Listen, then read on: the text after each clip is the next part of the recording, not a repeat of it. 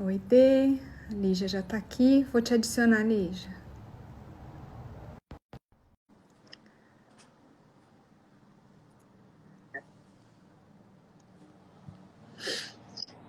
Oi, Oi, boa Silvia. tarde. Tudo bom?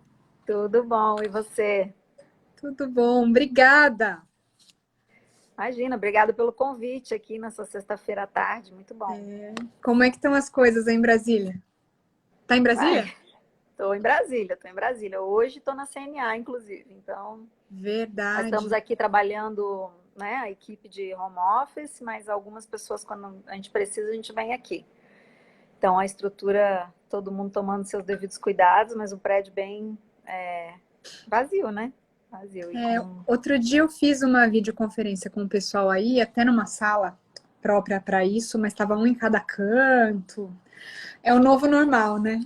A Vamos gente ver tem uma como. sala de vídeo lá embaixo. Hoje eu estou fazendo de outra sala, porque eles estão usando lá, né? Porque isso é uma outra coisa que veio desse novo normal, né? Que é essa nova forma de comunicar, né? É. E que é interessante demais, eu acho. Bem interessante, que veio para ficar, eu espero, porque eu acho que a gente Então, consegue falar muita coisa. e pra gente que está aqui em São Paulo é maravilhoso, porque pensar em trabalhar com Brasília remotamente, ainda que a gente sabe que vai ter que ir muitas vezes, e eu amo Brasília, eu quero ir muitas vezes ainda, mas não ter que ficar o tempo todo nessa ponte aérea aí também é muito bom. Eu vou te Com falar que eu certeza. tenho achado que o relacionamento com o governo está até mais fácil. Ah, que bom, muito bom. Que bom. Parece que está todo mundo mais disponível, mas É, vamos ver, né? é isso Vamos ver aí. como se mantém. Bom, contando aqui para os nossos convidados, a Lígia é uma colega querida. A gente se conheceu na época do Sindiveg ainda e ela teve comigo no meu momento de transição de carreira e agora está aqui comigo. Então, muito obrigada. Fico muito feliz. A Lígia ela é superintendente de Relações Internacionais da CNA. Ela antes foi advogada em Santa Catarina e professora em Direito Internacional Público. Atuou como gerente jurídica na Procuradoria-Geral da República e analista de negócios internacionais na Apex Brasil. É graduada em Direito pela Unesp, especialista e fez mestrado pela Universidade Federal de Santa Catarina. Esqueci alguma coisa? Não. Bom, e a Lígia fala muito bem dessa questão do agro, deixa eu abrir aqui as minhas perguntinhas, e esse ambiente internacional, que eu adoro o tema. E aí não podia deixar ela de fora aqui do nosso Vamos Pensar o Brasil.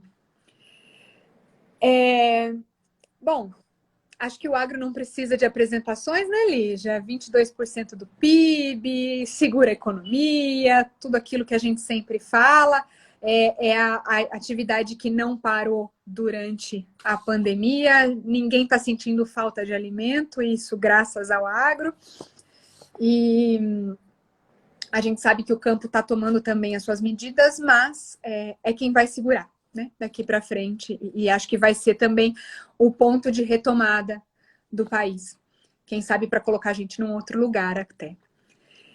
E aí, eu queria primeiro começar perguntando como se posiciona o agro no exterior. Então, para você dar para a gente números, ranking, como é que a CNA trabalha esses números e tudo mais. Pois é.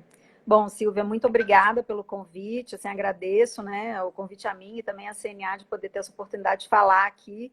Vi que você já fez assim várias entrevistas super legais, né, com um monte de gente e tal. Tá bem agitado, assim. Então acho que isso é uma coisa boa, né? Mas de fato, assim, o agro é um setor que vem crescendo muito no Brasil. Acho que nos últimos 20 anos foi um setor que teve uma grande transformação no Brasil. A gente não só aplicou mais tecnologias, mas a gente está conseguindo produzir muito mais hoje nas mesmas áreas. Isso que eu acho que é uma coisa muito interessante do agro. E com isso, é claro, a gente vem ganhando no mercado internacional, porque o Brasil, né, tem uma limitação de população, a nossa população não vai crescer tanto quanto tem crescido a produção agrícola.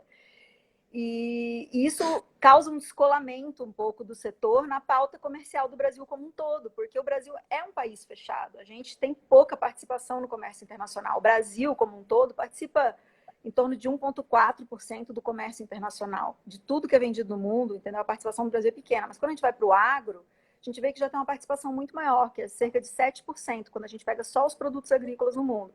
Por quê? Porque o agro se especializou realmente na produção para exportação. né? E isso se deu por ter uma capacidade produtiva muito grande e um mercado internacional grande, né, gente? Enorme, aquecido, e claramente aqui a gente tem que falar de China, né? Tem um fator China, né? Porque a gente vê que o aumento dessa exportação brutal, né, do agro, ela tem sim uma relação com o crescimento da China também, com o aumento da demanda chinesa.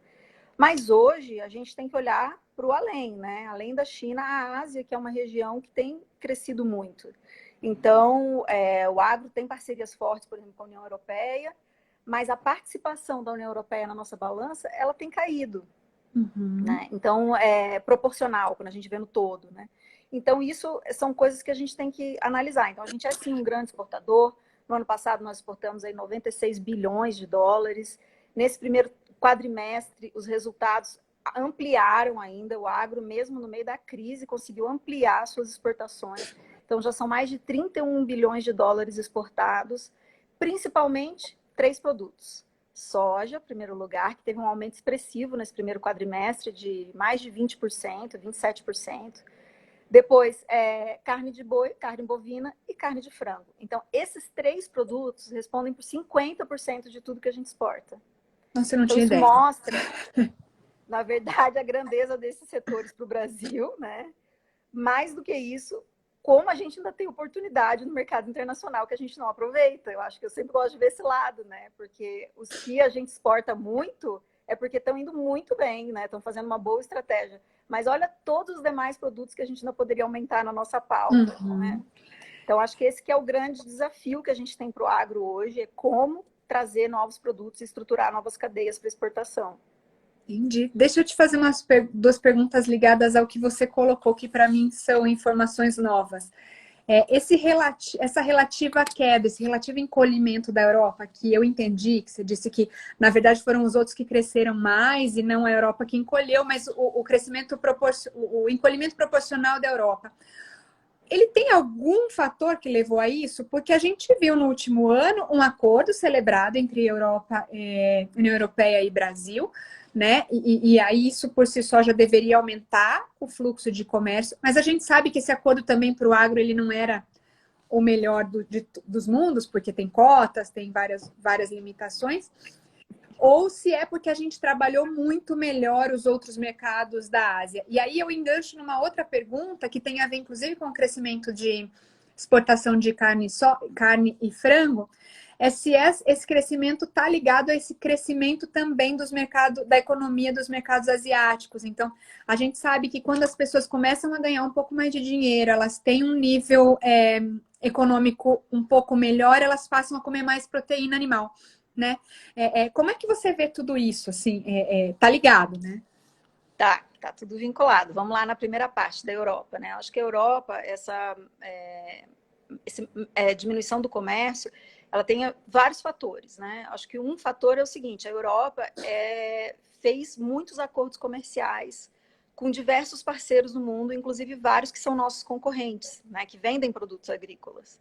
Uhum. Com isso, esses parceiros conseguiram ter vantagens de acesso ao mercado, então pagam tarifas mais baratas. Então, os produtos brasileiros, a gente celebrou o acordo ano passado, mas esse acordo não está em vigor ainda. Esse acordo ainda tem toda uma etapa, ele tem que ser aprovado, e tem um monte de coisa ainda, vão ser alguns anos para isso aí entrar, tem que passar pelo Congresso. Então, assim, ainda não está em vigor, né? Então, o produto brasileiro, ele enfrenta uma dificuldade maior de entrar na Europa porque ele paga tarifas mais altas para diversos produtos, né, que concorrentes pagam mais baixo. Porque o Brasil, por muitos anos, teve uma política de isolamento comercial, de não fazer acordos, ou fazer acordos, né, que eu brinco, com países que a gente não vende nada. Né? Uhum. Então, a gente... E isso foi o inverso no resto do mundo. Né? No resto do mundo, os países saíram fazendo vários acordos comerciais e com isso têm acesso privilegiado a esses mercados. Então, por exemplo, no caso das frutas, vamos citar um exemplo, né? Colômbia, Peru, que são grandes produtores de fruta, entram no mercado europeu com tarifas muito mais baixas que o Brasil. Mas 80% das nossas frutas vão para a Europa, mas pagam mais caro, entendeu? Se a gente tivesse uma tarifa melhor, tivesse condições de acesso melhor, a gente talvez tivesse uma diversidade de frutas maior para exportar, né? A gente conseguiria exportar mais tipos de frutas e, muito provavelmente, as frutas brasileiras seriam mais competitivas. E o que, Então, que falta para a gente internalizar? Você falou da questão do Congresso e tudo mais, mas ele depende também de outros países, da ratificação nos outros países do Mercosul? não, no Mercosul não. O acordo entra em vigor assim que qualquer país fizer o seu processo, completar o seu processo de internalização.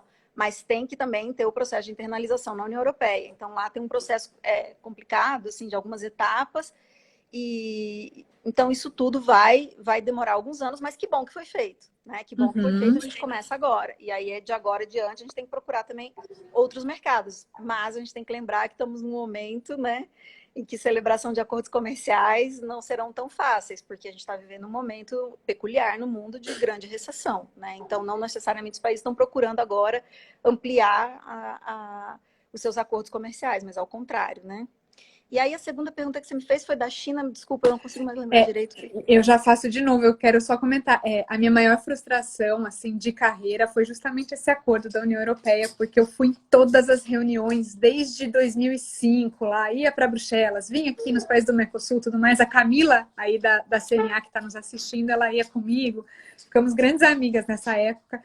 E aí, justamente quando fechou, eu não acompanhei, eu estava grávida e não consegui acompanhar. Então, uma grande frustração de carreira que eu tenho, assim, que naquela reunião linda, na verdade, não estava grávida, eu estava de licença maternidade. E não poderia estar lá, claro, e a ministra Tereza Cristina brilhantemente coordenou aquela reunião e conseguiu tirar aquele acordo.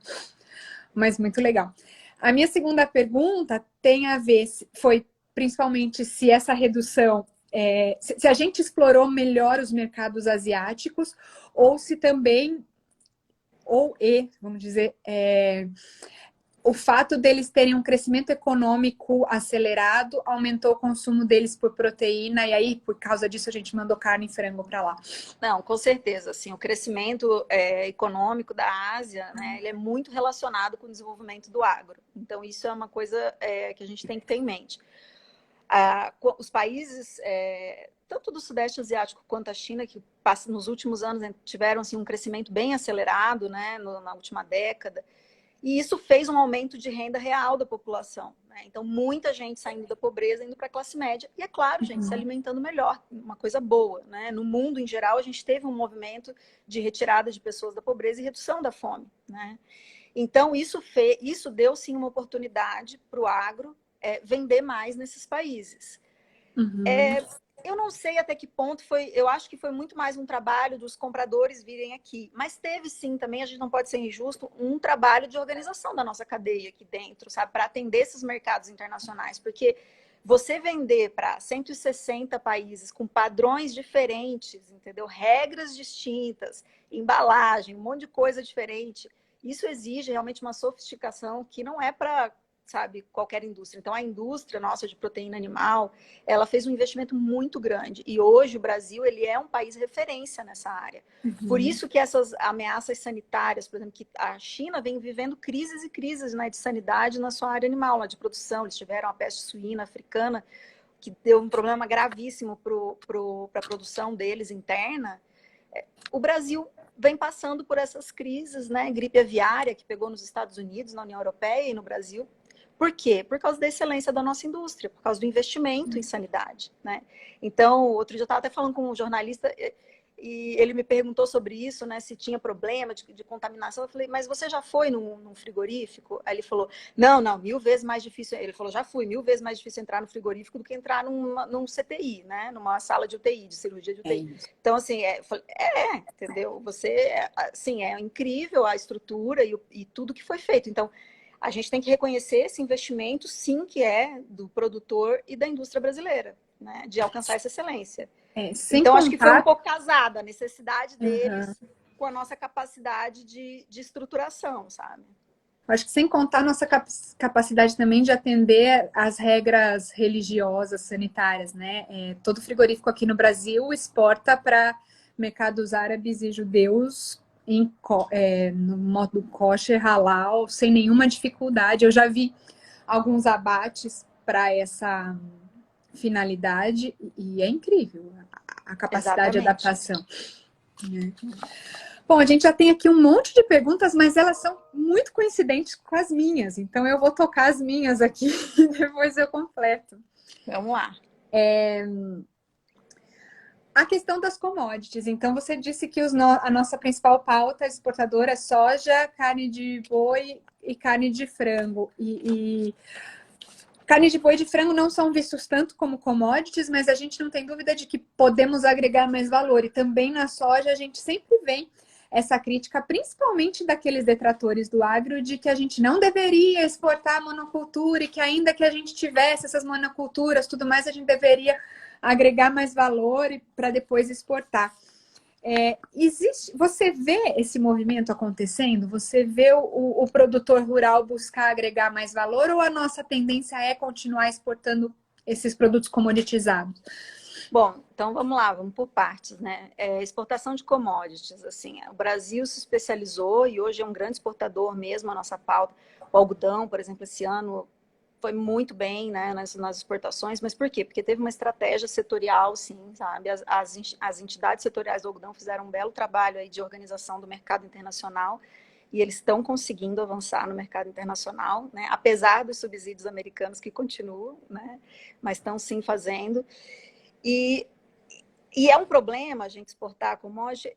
Não vejo isso, tá? Por quê? Vou te explicar. Os grandes exportadores agrícolas, Austrália e Estados Unidos. Estados Unidos é o maior exportador de commodities né, que tem. Tá sempre ali junto com o Brasil, a gente disputando a primeira posição. Quem é, né? É um país desenvolvido. Então, exportar commodities não é o problema per se, entendeu? O problema do Brasil é de outras cadeias, que faltam também ter esse mesmo grau de desenvolvimento e sofisticação.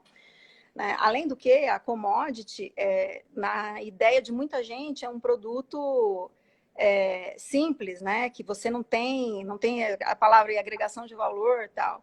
Mas como a gente estava conversando aqui, né? A soja, por trás dela, tem toda uma cadeia que é uma cadeia de grande sofisticação. A gente está falando de laboratórios, de pesquisa científica. Essa soja não é a soja que existia há séculos atrás, né? É uma soja que, enfim, tudo isso tem uma cadeia de logística, de distribuição. Então, tudo isso são componentes que agregam na nossa economia com muito valor. Além do que, eu acho que é a questão também mais importante, quando a gente ganha escala para exportação, isso faz a gente ser muito competitivo. Isso favorece também o que é a indústria nacional. Por que a gente exporta tanto frango? Se a gente não tivesse milho e soja no Brasil, a gente exportaria frango? A gente exportaria suíno? Como que faria, entendeu, para fazer isso? É um insumo da produção, né? Então, a gente exporta produtos de alto valor, que a carne é um produto de alto valor agregado, né? De frango, de suíno, porque a gente é um grande produtor de soja e milho no Brasil. Não fosse a gente ter esses grãos disponíveis aqui no Brasil, não teríamos a produção dessas duas proteínas. E outra coisa que as pessoas esquecem também, né? Pergunta aí para o pai, para a mãe, né, de todo mundo, assim, o pessoal de uma geração acima da nossa aqui, Silvia. Quem comia frango todo dia no Brasil? A exportação, a economia de exportação fez com que o preço do frango no Brasil caísse e tornasse acessível para quem, gente? Para a população brasileira, entendeu? Então, assim, foi essa escala que a exportação permitiu que também reduziu o preço do suíno e do frango para a nossa população, que foi beneficiada. Então, a exportação ela tem esse viés, né, de você ganhar escala e, com isso, a competitividade traz um custo melhor para a tua produção, para o teu consumo nacional também. Então, acho que a gente tem que pensar agora, não é ficar nesse embate de que a gente só exporta commodity. É como exportar outros produtos e se beneficiar daquilo que a gente já é bom e aprender com quem já fez bem feito, né? Porque, como eu falei aqui no começo do pessoal do algodão, se organizou, foi lá, fez um trabalho sério no mercado internacional, estão fazendo vários projetos, estão conseguindo exportar. Outros setores não podem entrar, pescado está começando a se organizar, a fruticultura, que é super recente no Brasil, super recente as exportações de frutas. Nós somos um grande produtor, mas a gente exportava muito pouco. E aí as pessoas uma vez me perguntaram até, mas só as frutas boas vão todas para fora e no Brasil não fica nada. Não sei aonde que... Isso não é verdade também. Porque eu acho que existe aquela coisa do tipo exportação. Mas a qualidade melhorou muito das frutas no Brasil. Você pensa 10, 15 anos atrás, o que você encontrava na gôndola do supermercado? E o que você encontra hoje? A qualidade é muito melhor, gente. E quando você vê por que isso aconteceu? Também por conta da escala, porque você teve um estímulo, né, para você trazer novos tipos com maior qualidade. Mangas, o mamão, né? Mamão acho que é um assim, que a gente pode falar muito bem, né, de como melhorou a qualidade da fruta que a gente consome no Brasil. E isso veio também por conta desse ganho de escala, por conseguir ir para o mercado internacional. Então, isso traz, sim, uma qualidade melhor para o produto. Não, e é isso que você falou, né? O grão de soja é um pedacinho de muita tecnologia, né? Quanto que foi empregado de tecnologia ali. E quando você fala das frutas também, eu acho que não só a qualidade, mas a variedade. A gente, com tecnologia, está conseguindo produzir frutas que nunca conseguiria aqui no Brasil por causa do clima, do solo e tudo mais. Hoje a gente produz em estufa e nos mais variados métodos de produção, né? Na agricultura convencional, no hidropônico, no orgânico, e tem para todo mundo, né? Vamos ver, deixa eu... Acho que está meio junto aqui comigo. Eu queria agora falar um pouquinho, voltando a esse cenário internacional, sobre esses movimentos geopolíticos que estão acontecendo e que têm interferido no nosso mercado brasileiro. Primeiro, como a gente estava falando de União Europeia, vamos falar de Brexit. O Brexit, ele pode ser bom para o agro brasileiro? A Inglaterra, ela pode deixar de comprar da União Europeia e passar a comprar do Brasil? E a segunda pergunta ela deixa de fazer parte do acordo da União Europeia com o Mercosul, e aí, a gente tem que celebrar um acordo com ela? Como é que vai funcionar isso? Pois tá tudo ainda bem confuso, né? Mas sim, certamente não fará parte do acordo, porque eles não são mais parte da União Europeia, né? Então, se a gente quiser ter um acordo de preferências, a gente vai precisar celebrar um acordo com eles. Isso é um fato. O Reino Unido é um mercado importantíssimo para o agro, muito, muito grande. Ele é um grande comprador dentro da União Europeia, né? Quando estava na União Europeia já era um destino importante das nossas exportações. Tem alguns produtos, claro, a gente exporta, mas tem alguns produtos em especial, como as frutas, de novo, eu vou citar o exemplo das frutas, tá? Mas tem outros produtos de maior valor agregado também, como você falou aí, produtos processados, que vão muito para o Reino Unido. Então, sim, é um mercado importante.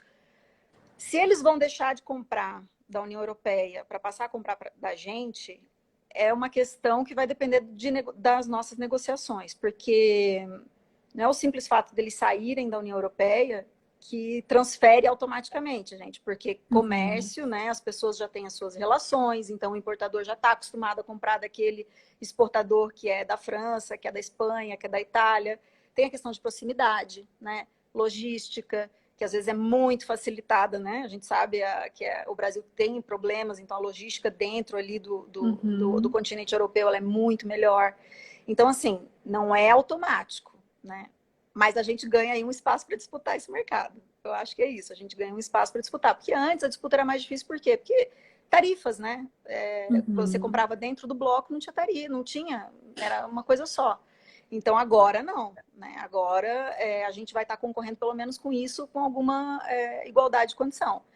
Mas não quer dizer, não é uma transferência, né? E muito provavelmente, ninguém sabe ainda se eles vão celebrar também um acordo comercial, né? Então, assim, acho que ainda está um pouco incerto de dizer. Oportunidade, com certeza, o Reino Unido importantíssimo para o Brasil, eu acho, e a gente tem que, para o agro, né? E a gente tem que investir lá, assim. Agora a gente tem que mostrar essa competência, né? Que a gente tem de sobra. Um outro movimento geopolítico é a disputa Estados Unidos e China. E aí ela acaba caindo na questão da soja. Os Estados Unidos, grande exportador de soja, tem um espaço aí para a gente tem como aproveitar, a gente já está aproveitando? Pois quando começou a guerra comercial, que a China botou algumas sobretaxas para... Não é só a soja, né, americana, na verdade a gente concorre com muitos produtos com eles. Soja, mas a carne bovina também, e as proteínas em geral, né? E os Estados Unidos é um grande exportador agrícola, né? Então, e além do que, assim, eles não apenas têm toda a competência para produzir, mas eles também têm uma política agrícola que subsidia fortemente a produção de exportação, né? Então, isso também favorece a presença deles no mercado internacional, coisa que no Brasil a gente não tem, né? Então, isso também dá uma vantagem, sim, ao produtor americano de estar no mercado internacional. Mas, enfim, quando começou lá a guerra comercial, que a China aplicou a sobretaxa da soja, despencou a compra de soja americana no mundo, né? Na China, quer dizer. E aí, sim, a soja brasileira foi beneficiada. Mas naquela época, o pessoal sabia que era passageiro, né? Que assim que a coisa voltasse, ia voltar a comprar soja dos Estados Unidos e o mercado ia se normalizar. Muito do que acontece é que, enfim, o Brasil vendia para outros países, parou de vender para direcionar para a China, que estava comprando tudo, e os Estados Unidos passou a vender para esses países. Então, assim, isso... É um reequilíbrio.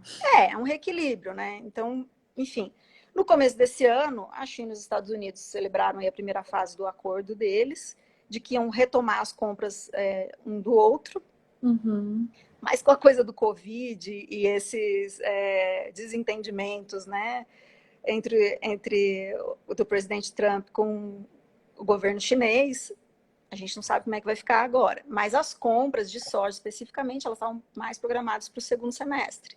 Só que a gente tem que lembrar que a soja é uma commodity, o preço é fixado pelo mercado internacional. Então, assim, hoje, a gente tem uma vantagem, que é um dólar alto. Né? Esse dólar alto dá uma vantagem para a soja brasileira no preço no mercado internacional. Apesar da gente ter tido, sim, uma redução dos preços internacionais, né, de commodities de um modo geral, assim, sabe? Caiu por conta de Covid, de crise financeira e tudo mais. Então, o que a gente vê? Ainda tudo muito incerto, mas a gente tem que estar sempre de olho no que está acontecendo entre China e Estados Unidos, porque, sem dúvida, a gente está falando de nosso principal concorrente, nosso principal comprador. Né? Então, a gente está ali, né, naquele meio, batalhando também por esse mercado. Então, são dois países... Desentendimentos por desentendimentos, temos os nossos também, né, Lígia? Então a gente tem que ficar, assim, sempre com, né, o pé no chão, prestando atenção em tudo que está acontecendo, mas sabendo que a gente tem produto, sim, de qualidade com preço para competir, né? Bom, aí aqui entrando numa pergunta que a Cida Muniz Agro, que falou que a CNA, aqui está elogiando a CNA, ela pergunta se a participação europeia, ainda voltando naquela questão, tem caído por força de ação do terrorismo de ambientalistas que propagam sem conhecimento real da nossa realidade de produção. E aí eu tenho 1 quilo de perguntas sobre isso, eu vou te deixar responder a da Cida e aí a gente continua. Olha, eu acho que essa questão ambiental, ela pode afetar, sim, o comércio com a União Europeia. Não acho que as quedas que a gente teve até agora foram referentes a isso, sabe? Eu acho que foi questões de mercado mesmo, o que eu expliquei antes, dessa desvantagem que a gente tem de acesso, né? Mas a imagem, assim, eu não conheço nenhum estudo, nunca vi nenhum número que fale, né, exatamente assim, o impacto de uma imagem negativa para a gente aqui no Brasil, né, nessa coisa específica do agro. Eu não conheço, pelo menos pode ser que tenha, tá? Não sei. Nunca vi com um número específico, né? Então, assim, eu não acho que seja por isso. Eu acho que é porque teve um aquecimento de outros mercados, né, como no caso da China e da Ásia, em geral. Acho que foram outros fatores até agora. Mas no futuro isso pode impactar? Eu acho que pode. Né? Principalmente no mundo que está ficando mais protecionista por conta do Covid. Aí tem muitas organizações internacionais já dizendo que a gente tem uma tendência para aumentar o protecionismo daqui para frente. Então, isso pode até ser uma desculpa para fechar mercado. Né? Eu acho que a questão ambiental ela é importante. Então, o Brasil, sim, tem que contar melhor a sua história, né? Porque o agro é uma história de sucesso na sustentabilidade. Eu acho que essa é uma grande questão que a gente tem que mostrar. Né? A gente produzir mais com a mesma área. A gente tem vários casos de sucesso dentro do Brasil. Inclusive, é muito interessante que quando a gente fala com produtores na Europa, os desafios que eles enfrentam lá não são muito distintos dos nossos. E muitos deles reconhecem que a gente aqui no Brasil produz com muito mais sustentabilidade que eles, né? Porque aqui, lá, como nos Estados Unidos também, eles têm grande subsídio agrícola. Então, os subsídios assim, é uma transferência de renda, né? Um dinheiro que sai do Estado, um pagamento do Estado direto para o produtor ou que subsidia as atividades que o produtor teria que pagar e ele não paga, o que não acontece no Brasil. Então, assim, eles têm... isso também gera muita ineficiência, né? Muita ineficiência. Na última análise da política agrícola europeia, por exemplo, eles têm aquelas políticas de greening, né, que são políticas exatamente para tornar mais ambientalmente sustentável os seus produtos. E uma das conclusões é que eles não conseguiram atingir os objetivos, né? Então, de greening, né? Então, você vê, assim, que a verdade é que a agricultura europeia, ela também precisa ser revista. Eles têm uma recusa grande em adotar novas tecnologias, né? E ficam presos a tecnologias, às vezes, antigas na agricultura e que têm um impacto ambiental muito maior, né? Às vezes as pessoas acham que a tecnologia nova é uma coisa ruim. Não necessariamente. Muitas tecnologias novas no Brasil foi o que fizeram a gente ter um impacto ambiental menor na agricultura. E a União Europeia não adota. Então, esse é um grande problema. Você trabalhou um tempão lá no Sindiveg, sabe bem das dificuldades que a União Europeia tem com novas tecnologias agrícolas. É algo que é impensável até, sabe? Um bloco com tanta gente que não consegue, não é autossuficiente. Eu acho até que o Covid agora vai trazer talvez uma nova reflexão para os europeus sobre isso, porque eles tiveram dificuldades, às vezes, de importar alguns produtos. Eu sei que vários países tiveram prateleiras vazias. E assim, eles têm muito como garantir, aquela coisa garantida de que produzir alimento é fácil, né? E não é fácil, a gente sabe que não é fácil. Então, vamos ver como é que vai ser o futuro aí para essa relação com a Europa, mas eu espero que seja boa, porque é um parceiro muito importante e o agro brasileiro tem muito a ganhar com essa troca, né, com a União Europeia. Justamente isso. Deixa eu fazer uma parte aqui, acho que para quem não conhece essa história, a Europa no pós-guerra, ela olhando para o que aconteceu durante o período de guerra, ela percebeu que a fome que acontecia lá era porque eles não tinham domínio da produção de alimentos dentro do continente. E aí eles estabeleceram uma política de subsídios para a agricultura. E essa política ela é muito cara. A gente sabe que, por exemplo, para se manter uma vaca na Europa, paga-se em torno de... O governo paga para o produtor cerca de 3.000 euros, mesmo que a vaca não dê leite ou que não seja destinada para a produção de carne ou qualquer coisa. Então, se tornaram grandes negócios essa questão de receber o subsídio do governo, independente de se entregar a produção ou não. Então, a produção agrícola da Europa ela é muito cara. E ela deixa de ser competitiva na hora que a gente coloca os nossos produtos brasileiros na mesma prateleira, independente das questões logísticas que a gente tem problema e de toda a dificuldade que a gente tem aqui no Brasil para produzir, para colocar os produtos lá, e ainda os impostos que entram, eles têm que impor muitas cotas e muitas tarifas extras para que os produtos deles fiquem pelo menos em pé de igualdade com os nossos. E aí é que vem a minha próxima pergunta. O que a gente ouve muito no agro, e a Cida mencionou, esse ecoterrorismo, né? E a gente escuta muito que, olha, a Europa faz campanhas contra o agro brasileiro e que toda essa tendência, inclusive da mídia, de falar mal do agro, e que a gente vê em novelas, e que a gente vê na linguagem geral da mídia mesmo, de falar, olha, a agricultura tem muito agrotóxico, isso aqui dá câncer e tudo mais, que viria de um movimento externo para acabar com a agricultura ou pelo menos colocar ela no mesmo nível do europeu. E a gente também vê isso vindo dos Estados Unidos, que é o nosso principal concorrente, que quer deixar a gente menos competitivo.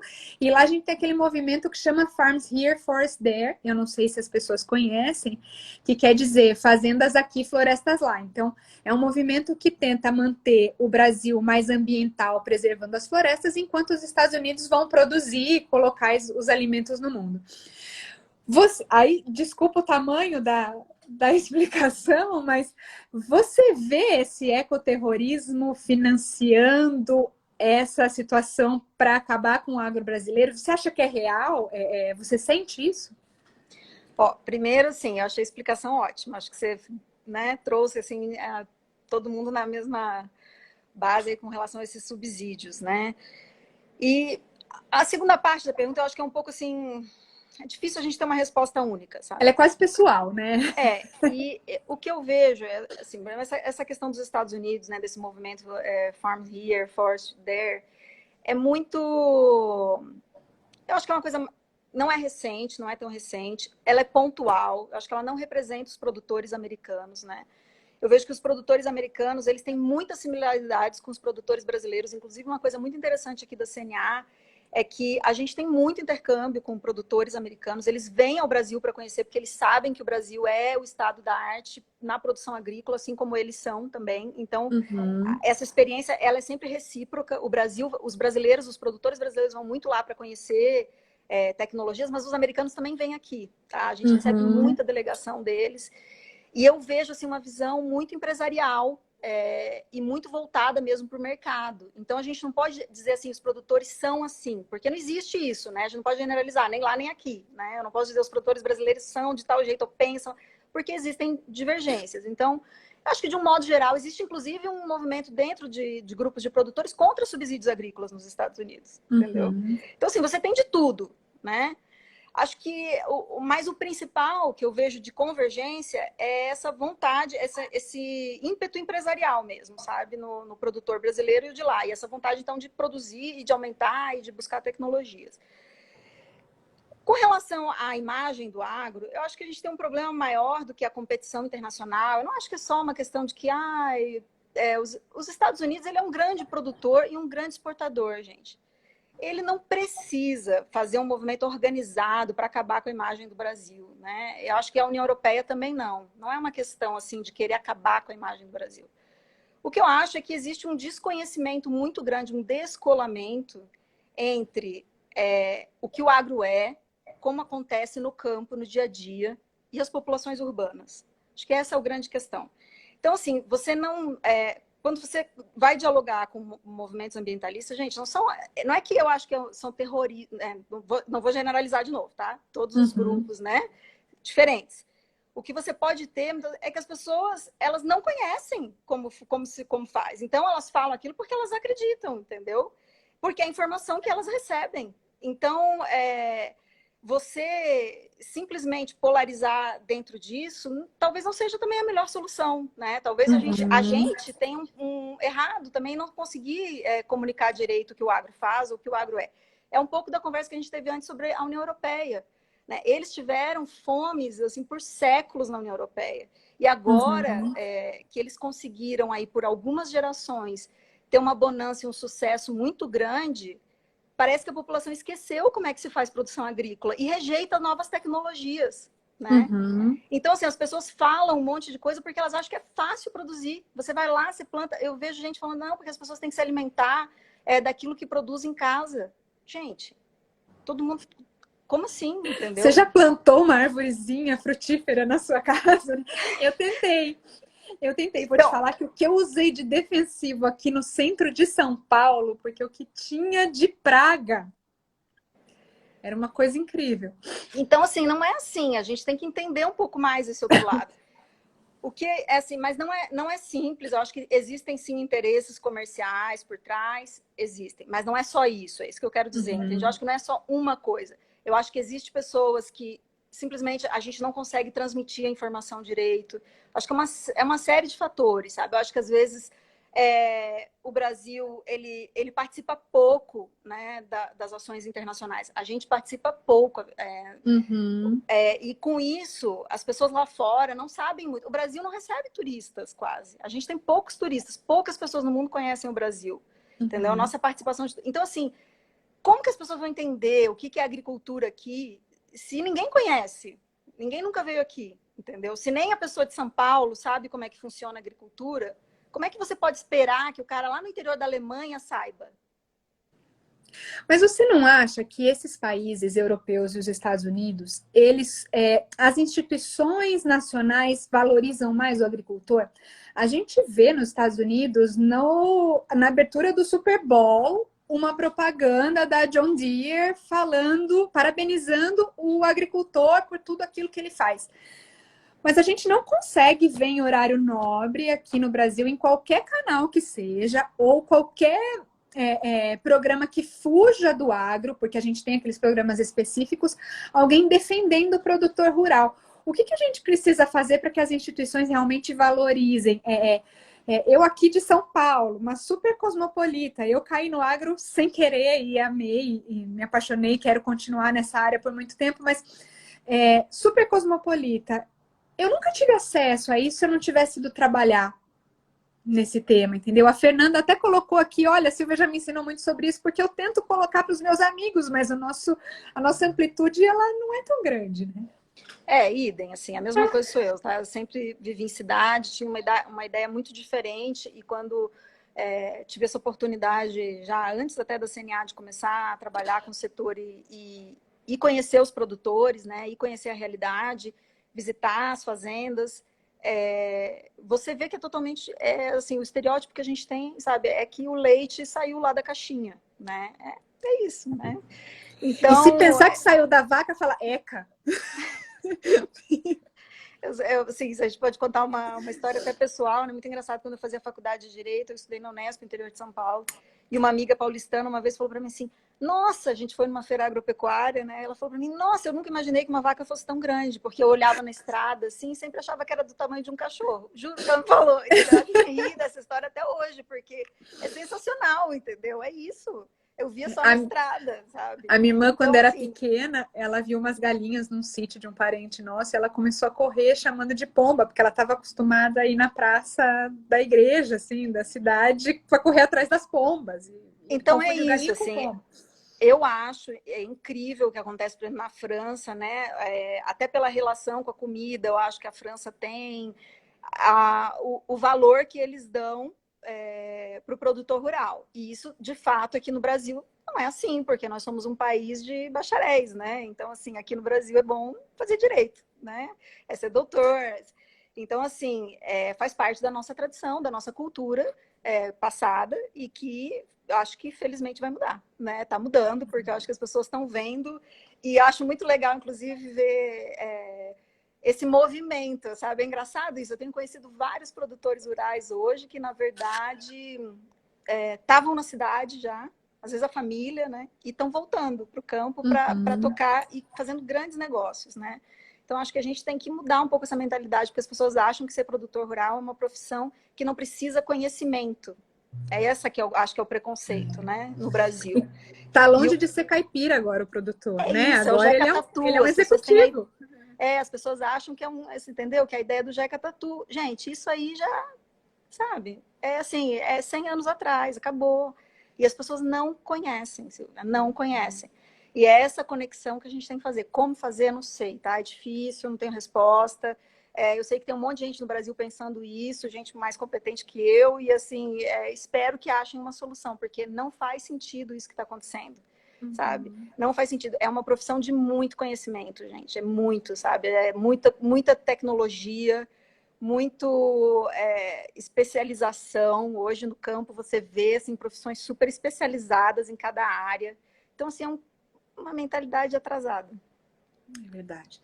Eu queria finalizar essa questão da Europa, mas tem uma pergunta aqui interessante da Wanda Jimenez. Ela pergunta como estão avaliando o Farm to Fork da Europa, se pode impor mais barreiras para a exportação brasileira. Você está acompanhando?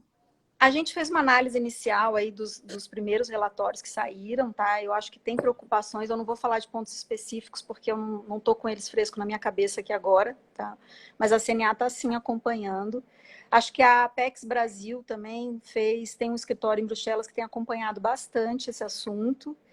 E eu sei que tem pontos preocupantes, mas é um pouco, eu acho que nessa linha que a gente vem falando da Europa, né, dessa dissociação que eles têm da realidade. Eu acho que é uma dissociação mesmo com a realidade da agricultura e com a necessidade de aplicação de uso de tecnologias na agricultura. Então, você tem pessoas que estão fazendo, sei lá, políticas públicas que não sei se elas têm, né, enfim, o pleno conhecimento de como aquilo pode afetar, inclusive no preço do alimento final, né? Então, mas assim, eu não vou dizer nenhum detalhe, porque eu não conheço agora, tá?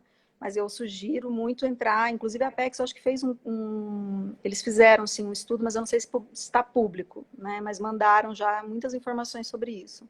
Podemos procurá-los para uma conversa posterior, então. Aqui eu tenho vários comentários parabenizando a gente e tem um do Léo, da ProSoja, nosso amigo, dizendo que lá fora a agricultura praticada nos países de temperado não entende agricultura tropical e que o setor não sabe fazer comunicação com o urbano, que apenas nos comunicamos com o próprio setor. Já tivemos juntos aí, né, Léo?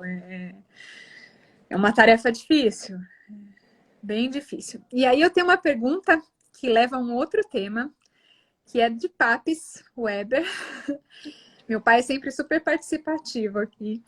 Ele pergunta, nesse cenário de subsídios e políticas de exportação, onde encaixamos o pequeno produtor e quais políticas podem ser destacadas? Pequeno produtor, eu acho que hoje é meu assunto preferido, eu acho que é o que precisa de mais carinho aí, né? Com certeza. Vamos lá, Olha, deixo você antes. o processo de exportação ele é um processo caro, né? Então, assim, você tem que ter escala para fazer um produto viável no mercado internacional. Ah, então isso exclui o pequeno produtor? Não, a gente vê a Europa, né? Gente, na Europa não tem terra, então tudo é pequeno, né? Para comparado com o que a gente tem aqui no Brasil, não é tudo, tá? Isso é um exagero. Tem países que têm áreas maiores, mas vários não, né? Quando a gente compara em tamanho de área com o Brasil, não tem. Qual que é a diferença? Organização, né? Então, o pequeno sozinho é muito difícil ele ter volume de produção para conseguir atender todos os processos de exportação que são necessários. Mas o pequeno junto, numa cooperativa, numa associação, ele consegue fazer. Tanto que a gente tem várias associações e cooperativas que são exportadoras. Então, a grande questão do pequeno no Brasil é a gente incentivar essas políticas e incentivar uma estrutura associativista, né?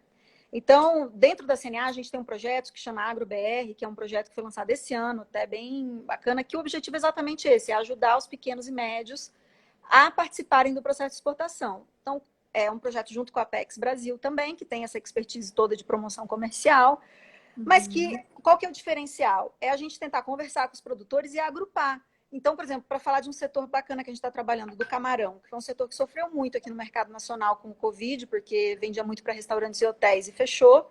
Esse setor já vinha se estruturando e essa crise econômica que pegou todo mundo de surpresa acelerou essa organização. São muitos produtores no Brasil com um nível de qualidade muito alto e que juntos eles podem sim alcançar vários mercados. Então, o projeto ele dá essa assessoria individualizada, mas ele também tenta agrupar as pessoas para eles fazerem estratégias coletivas de exportação.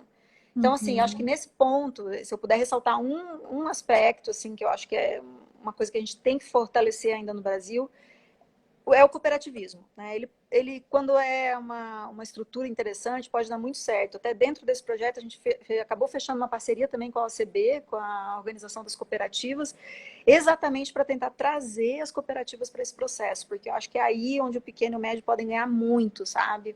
A gente ganhar, não vender sozinho é bem mais difícil, sabe? Bem mais difícil. Não é impossível, claro, né? Mas...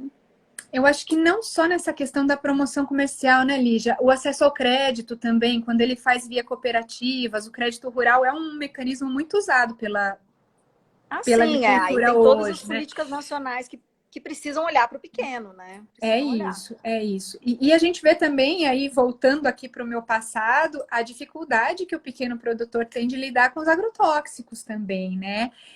Quando a gente fala, principalmente na crise de reputação do setor e esse link com o agrotóxico, o pequeno é o que mais sofre, porque o grande, geralmente, ele tem uma cultura de exportação. A gente está falando em soja, algodão, milho, cana, café, são produtos mais exportados e que são os que mais usam agrotóxico, claro, mas a gente também tem que lembrar que tem grandes produtores de frutas, né? Mas quando a gente olha onde tem contaminação é no pequeno, onde tem uso excessivo ou incorreto é no pequeno porque falta assistência, e toda outra sorte de coisas, porque realmente ele tem mais dificuldade de acesso à informação mesmo, ou dificuldade de recursos e tudo mais. Então, a gente sempre, quando olhou, principalmente nessas campanhas de comunicação e de educação, é que a gente tem que trabalhar o pequeno mesmo. Ele está mais desassistido e ele é alvo desses problemas maiores, né? Ah, com certeza. E aí eu acho que é importante a gente falar assim às vezes da total falta de assistência, né? Então, por exemplo, o Senar há alguns anos transformou como seu objetivo principal fazer exatamente assistência técnica para o produtor, porque você vê um país agrícola como o Brasil e não necessariamente todos os produtores têm assistência técnica, né? Então, hoje é um dos pilares do Senar, fazer assistência técnica, e é mais do que simplesmente falar para eles como você produzir mais, né? Mas é como você produzir com um lucro maior, porque o produtor precisa ter lucro, né? O É um produtor é um negócio. empresário, é um negócio, e ele precisa sustentar a família, né? O produtor, a produtora, né? E esse sustento vai sair da onde? Vai sair da sua produção. Se ele não sabe o quanto ele gasta e o quanto ele ganha, né? Então, muitas vezes na produção, o objetivo final não é você buscar uma produtividade maior, mas é você buscar exatamente o ponto de equilíbrio gerencial, de negócio, né? É ver a tua propriedade como um negócio. E eu acho que isso vai mudar a imagem também do setor, entendeu? Porque a partir do momento que todo mundo tiver a certeza, né, de que uma propriedade rural não é só uma propriedade rural, mas é uma empresa, né, é um negócio, você muda a perspectiva. E é isso que vem acontecendo no Brasil. São grandes negócios que estão surgindo em propriedades pequenas, né? O Fernando Câmara, aqui, nosso colega, coloca que o pequeno produtor necessita que o Estado faça o planejamento por regiões e micro-regiões, que a boa política de cooperativismo seja estimulada e a educação seja incrementada. É isso aí, Fernando. E a Wanda, que é também da área de defensivos, ela coloca que é importante considerar que nos últimos 2 relatórios da Anvisa do PARA, os resíduos estão muito abaixo dos LMEs, inclusive para frutas, legumes e vegetais. É verdade, Wanda, eu quero ter um debate ainda sobre isso nas próximas semanas. E apesar da gente falar que o pequeno produtor é o que tem mais dificuldade, ele ainda assim consegue produzir frutas, verduras e legumes com muita qualidade. E eu sempre repito, comam, porque não tem risco. Bom, e para fechar, porque o Instagram tem tido o hábito de me derrubar, Lígia. Eu estou estourando há 1 hora e ele me derruba no meio da nossa conversa, mas o que você acha que falta para o Brasil no agro? Como é que a gente vai ganhar essa maior competitividade, que a gente já é muito competitivo, reconheço, mas onde é que a gente pode melhorar? E como agregar mercados? Eu queria ressaltar que só nos últimos 1 ano e meio de governo, o Brasil abriu o mercado para 48 países. Então, eu acho que a gente está no caminho certo, mas como ir além? Bom, aqui na CNA a gente acredita que a gente precisa focar realmente em trazer novos produtos, né, para a nossa pauta de exportação, focando direcionando principalmente pequeno e médio produtor. E a gente escolheu 5 cadeias a partir de alguns estudos. Não quer dizer que outras não sejam importantes. Eu sempre falo isso porque alguém sempre briga comigo dizendo, mas por que o meu setor não está? Não é isso, é que a gente tem que priorizar alguma coisa, né? Que é um problema do Brasil. A gente quer priorizar sempre tudo, né? Então a gente tentou priorizar 5 cadeias. A primeira é lácteos, pela relevância social, né, e econômica do setor. É um setor que a gente já é um grande produtor mundial, mas a gente não exporta praticamente nada. A gente está tendo grandes oportunidades, aberturas de mercados interessantes, como na China. Aí a abertura, quando a gente fala abertura de mercado, é abertura para a parte de sanidade, né? Você ter o acordo, o registro, o certificado sanitário, o fitossanitário. Mas, às vezes, a gente enfrenta ainda as barreiras tarifárias, porque a gente não tem acordos tarifários para redução de tarifas. Tá? Para o lácteos tem uma coisa cultural também, né, Lígia? Porque eu fui para a China, fui para a Índia e eu tive dificuldade porque eu sou super dependente de produtos à base de leite. Eu sou chocolatra, eu adoro um pão com manteiga e tudo mais, e não tinha manteiga. Eles não têm o hábito, né? Mas está mudando. E é isso que está interessante na China. A China hoje é o maior importador de lácteos do mundo.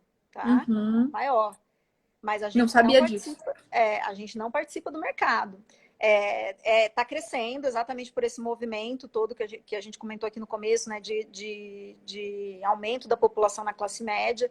Então, está crescendo o consumo. Tem também assim, uma certa ocidentalização, né, de alguns costumes. Então, as pessoas querem provar o que os outros países estão comendo também. E aí entram os queijos e tal.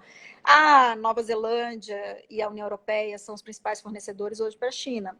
Mas eu acredito muito, assim, muito mesmo. Eu não, quando eu falo eu tô falando CNA, né? A gente trabalha muito e acredita que esse é um setor que pode, sim, no futuro se tornar exportador. Já tem trabalhos muito bons sendo feitos, a gente tem entidades que estão organizando exportação, tem a Viva Lácteos, né? Tem projetos aí muito legais e algumas empresas que são pioneiras, mas a gente pode trazer muito mais ainda nesse setor. Então, lácteos é um.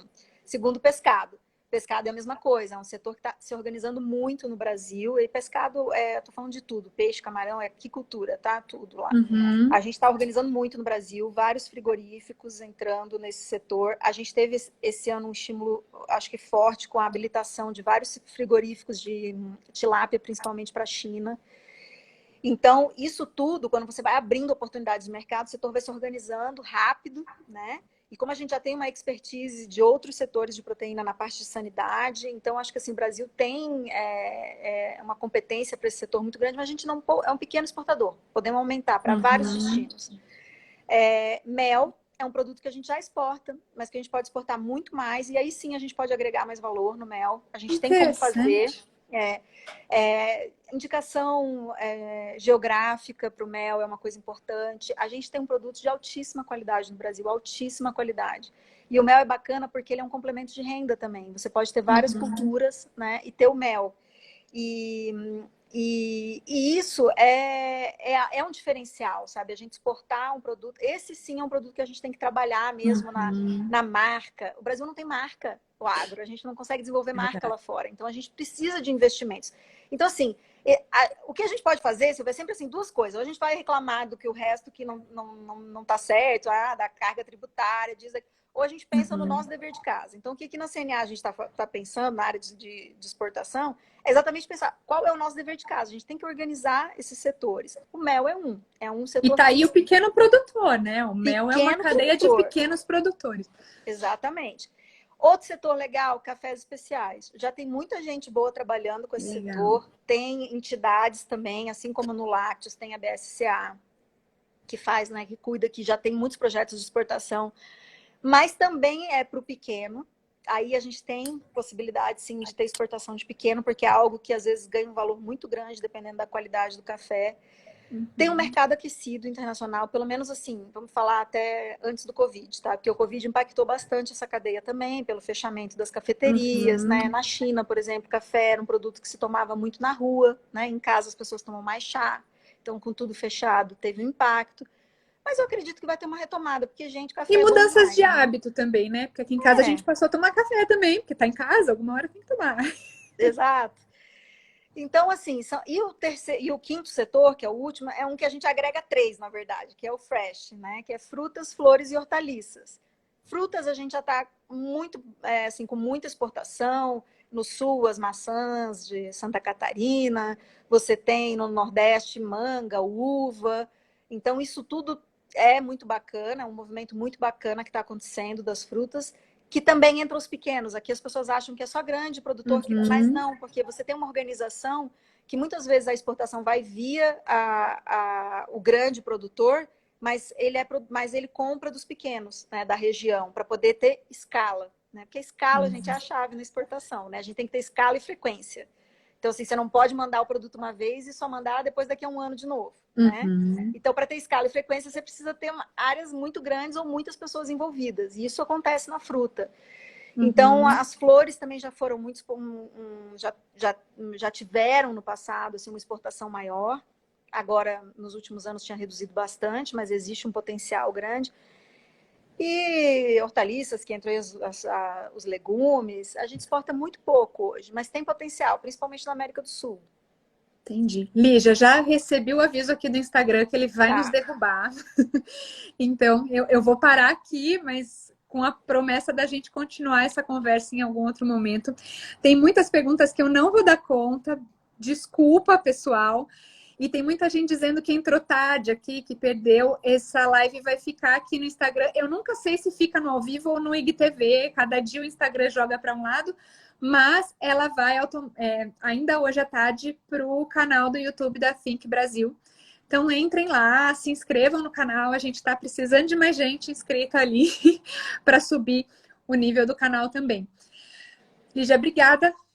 Foi uma delícia bater esse papo. Espero que a gente possa se encontrar logo pessoalmente. Tô doida para ir para Brasília logo.